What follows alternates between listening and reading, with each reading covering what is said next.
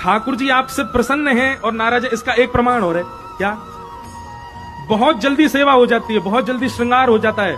जैसा चाहते हो वैसा भोग बन जाए, जैसा चाहो वैसा बंगला बन जाए, जैसे चाहो वैसे ठाकुर जी विराजमान हो जाए, तो समझना ठाकुर जी नाराज हैं। और आप जैसा चाह रहे वैसा श्रृंगार नहीं हो पा रहा है, जैसा भोग बनाना चाह रहे वैसा बन नहीं पा रहा। बंगला कभी यहां से फूल गिर रहे हैं, कभी उधर से कुछ गिर रहा है, ठाकुर जी कभी मुकुट फेंक रहे हैं, कभी बंसी गिर रहे हैं, कभी अपनी जो है का कपड़ा लत्ता नहीं उतार रहे हैं, तो समझ रही राजी बैठे हैं, लीला कर रहे हैं।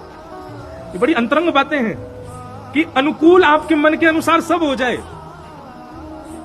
तो समझ जाना ठाकुर जी जैसे रूठा हुआ व्यक्ति होता है, वो कैसा होता है? कहीं बैठा तो बैठ जाएगा, मुझको क्या है, पीछे बैठ जाओ तुम गाड़ी में, हाँ सबसे पीछे बैठूंगा मैं, वो बैठ जाएगा चुपचाप। भोजन करोगे, बोले बिल्कुल मत कराओ, करा दो तो खा लेगा, नहीं कराओ तो बिल्कुल नहीं करा। रूठे हुए व्यक्ति की पहचान है, वो बहुत रूठ जाता है तो वो नक चढ़ा सा ऐसा ही हो जाता है, कहीं बैठा दो, कुछ खिला दो, खिलाओ मत, पूछो मत, वो मुंह फुलाए बैठा ही रहेगा।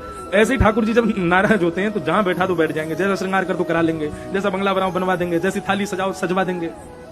लेकिन ठाकुर जी जब प्रत्यक्ष विराजमान होते हैं और आपसे राजी होते हैं तो कुछ ना कुछ लीला करेंगे, कभी मुकुट फेंकेंगे, कभी कुंडल उतार के धर देंगे, कभी कुछ कर देंगे, कभी कुछ कर देंगे।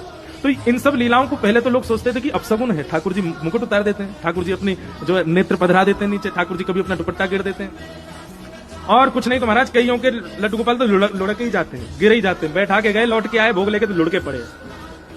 समझ जाओ ठाकुर जी आपसे राजी बैठे।